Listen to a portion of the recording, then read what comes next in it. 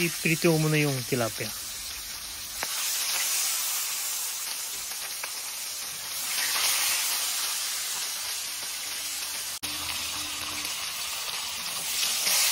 Balik rin ko na po.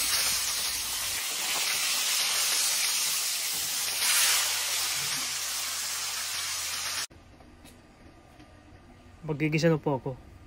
So ilagay ko na yung sibuyas. Pagkatapos ng sibuyas, bawang at luya. At ilagay ko na po yung kamatis. Kailangan maluto po maigi yung kamatis.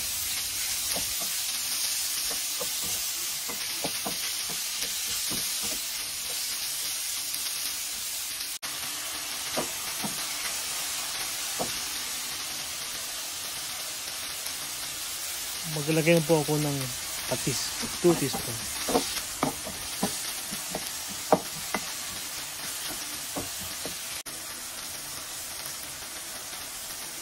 Maglagay na po ako ng paminta.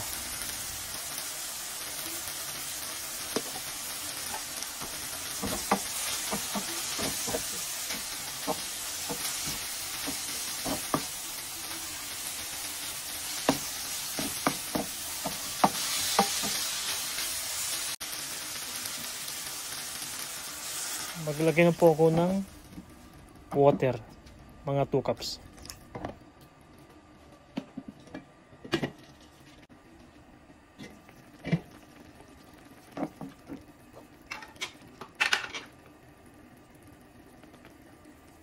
Maglagay na po ako ng kunting asin.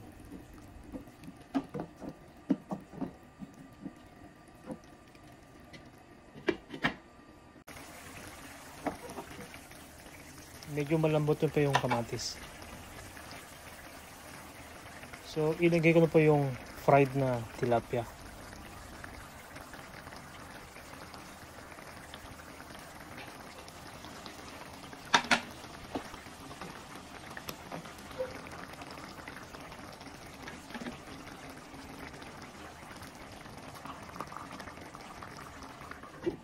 Takpan mo natin.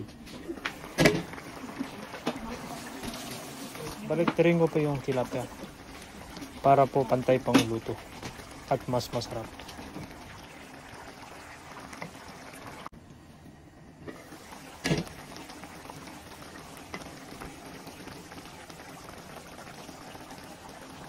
Maglagay pa ako ng itlog. Kailangan po unti-unti lang sa mga gilid-gilid at halo po.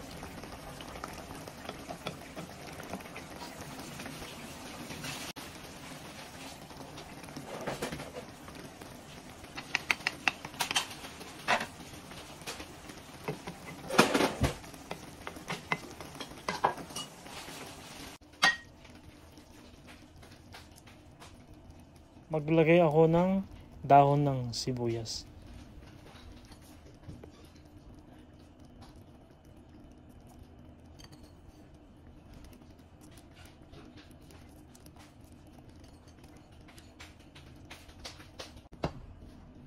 Ayun po, luto na ang sirsyadong tilapia.